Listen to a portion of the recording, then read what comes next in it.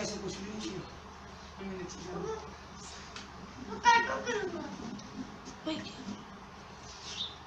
नहीं ऐसे ऐसे करो तो अपनी कुछ नहीं करनी है ऐसे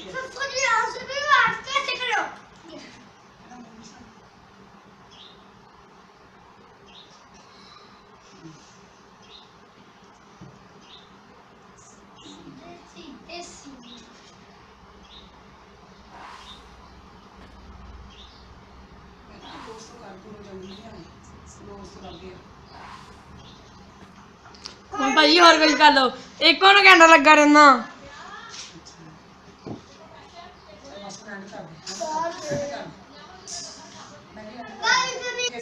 अस्सलामुअलैकुम दोस्तों, अगर आपको हमारी वीडियोस अच्छी लगे तो YouTube के चैनल लोधरा टीवी को सब्सक्राइब जरूर करें।